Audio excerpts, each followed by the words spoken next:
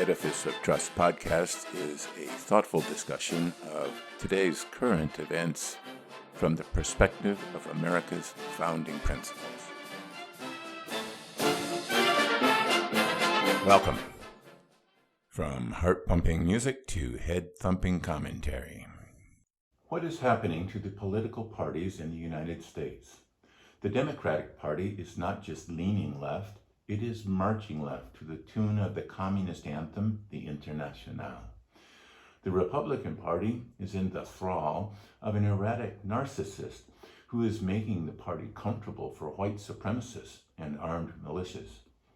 The American people are not just scratching their heads at these transformations. They are pulling their hair out in frustration and anger. They feel deserted by their own parties and left adrift in a sea of acrimony and intolerance. But this radicalization of politics is not uniquely American. It has been happening across the globe. Traditional political parties throughout Europe and Latin America have been outflanked by new outlier parties on the right and the left. And these parties have been winning votes and legislative seats in large numbers and even forming governments. Right-wing parties have been gaining ground in Northern Europe. The Sweden Democrats are now the third largest party in Sweden. The Danish People's Party is the third largest in that country. Alternative for Germany is now the third largest party there. And the Five Star Movement in Italy helped form a coalition government with the conservative Northern League. A similar story plays out in Latin America, but on the left. Hugo Chavez created the Fifth Republic movement, now the United Socialist Party, or PSUV, in 1997, and won the presidency in 1998. Evo Morales created Movement Toward Socialism, MAS, in 1998 and won the presidency in 2005. Manuel Andrés López Obrador, better known as AMLO, after stints in the left wing of the long-governing PRI, split with the governing party to help form the further left PRD in 1998, and then formed his own way left party, Morena, in 2014 before going on to win the presidency in 2017. It even happened in France, where Emmanuel Macron formed the new political party in March in 2016 and went on to win the election over traditional rivals in the same year and also won the National Assembly as well the next year. It is much the same in the United States, except that it is the traditional parties that have become the outliers. The Democrats have moved from working class unionism to civil rights and the welfare state to outright socialism. The Republicans have moved from the local chamber of commerce to big business, and now, in a reversal, to anti-globalist right-wing populism. But what has driven people across the globe away from the traditional political parties?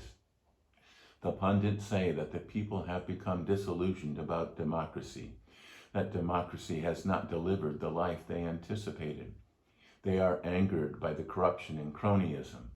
Globalism has taken their jobs overseas, or, if you are overseas, has taken you off your farm and put you in a foreign-owned factory at slave wages.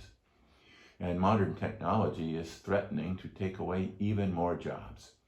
People feel financially insecure, and democracy is not doing enough to ease those fears. People are vulnerable and fall victim to the populist demagoguery that all your problems are not your fault but the fault of other people. Immigrants, blacks or whites, rich fat cats and one percenters, and the populist politicians on the left or right tell people that they are going to make those others pay. They will redistribute the unjust wealth of the rich. They will keep illegal immigrants from stealing your job. They will stop companies from outsourcing jobs overseas. But there is a high price to pay for those empty promises. People expect too much of a democracy. A democratic country cannot be better than the people that make up that country. If your democracy is a failure, perhaps you share some of that responsibility. Perhaps you have 3 children with 3 different mothers and do nothing to support them. Maybe you dropped out of high school and didn't finish college so that you can't get a good job. Maybe you spend money on drugs or liquor and don't save anything for the future. Maybe you vote for politicians for what they offer to give you instead of politicians with the fortitude to do the right thing.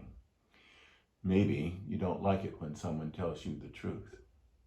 It is true that democracies are full of slimy, dishonest politicians and greedy businessmen. But these people exist in every society, whether a democracy, kingdom, dictatorship, or socialist state. People are actually worse off in any other form of society than in a democracy. In a democracy, at least the people have the opportunity to vote out slimy politicians, and they can vote to regulate businesses to limit greed and corruption. In other societies, you cannot vote out slimy politicians or control greedy businessmen. Instead, they run the system. They are in charge. The only way to get rid of them is through bloody revolution, and people are only willing to take this option when they have been driven to the utmost desperation. But if other forms of government are worse, and the populists of the left and right only give false remedies, then what are the people to do? They need to preserve the country's democratic institutions. These are the first things that populists and dictators try to get rid of. You must limit the power of government and retain checks and balances that block access to the levers of power. We must preserve civil society. Civil society that diffuses power from central authority is also attacked by populists and dictators. The unions, the business associations, the special interest groups, as well as many other civic and charitable organizations that make up a democratic society. Neil Ferguson pointed out in his book, The Great Degeneration, that the government can provide services more efficiently than nonprofit organizations in areas such as healthcare, education, disaster relief, etc., not to mention symphonies, museums, and all sorts of other civic organizations. But government, even well-meaning government, can quickly crowd out citizens, and the fabric of the democratic society becomes thin and begins to shred. Ponder that while you listen to a brief message.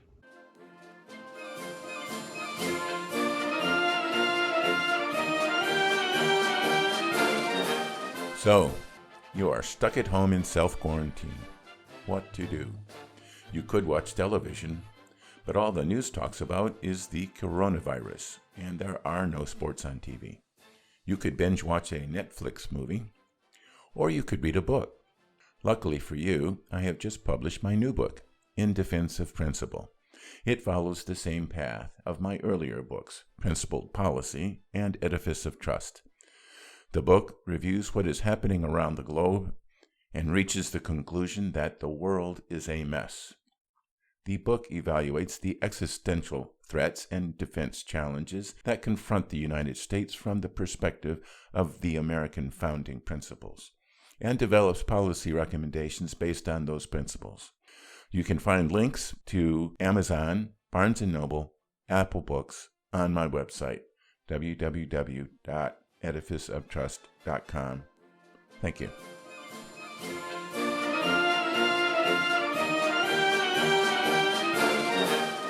Welcome back. But if our traditional parties have deserted us and we want to create a new political party for the American people, what should be its platform? Americans seem confused as to what that political platform should be and what is the appropriate role of government. I think that we can get a clue from all the people that are trying to come to America. They are not coming here for generous welfare benefits and entitlements. So maybe welfare entitlements are not the essence of what makes America so attractive to people around the world. And they are not coming here to become second-class citizens in a dominant white culture. Most of the people desiring to come here to the United States are not white people from Europe. They are all sorts of different colors and ethnicities coming from Asia, Africa, and South America. Why is that? They are coming here to be free to pursue their own unique American dream, a dream that is denied them in their own countries. White supremacy or a massive welfare state are not the only choices we have. They do not make up what is great about America. The personal liberty to make your own decisions and the economic freedom to try and achieve your American dream are the essence of America. And the role of government is to provide a framework that allows people to have that ability. But before we turn over the country to all those immigrants trying to scale our border walls, we need to make sure that all American citizens have the ability to pursue their own unique American dream. We need to trade entitlement for empowerment. Entitlement assumes that we are in a zero-sum game, a win-lose scenario. Empowerment assumes unlimited possibilities, a win-win scenario. It will not be easy to change an entitlement society into an empowerment society. It will take time to build the human capital necessary to take on the challenges of empowerment, to change from dependence to independence. And the people within so-called disadvantaged groups must also take some responsibility. But government can help. Government can provide schools that prioritize the education of future citizens over improving the self-esteem of supposed victims. It can break down barriers to getting that first job in order to begin developing the skills to last a lifetime of productive effort. It can change laws that penalize married couples so that more kids can grow up into parent families. Looks like we are starting to see a platform for our new party. The world is becoming increasingly dangerous for free peoples. And both the Democrats and Republicans are offering us dark visions of an unrecognizable America. 2020 has been a terrible year, and we appear to be at a crossroads with dark pathways into the unknown. Perhaps this is the dark before the dawn of a new era. But if the new era is to be one of hope and promise, then it is up to us to make it so. Thank you.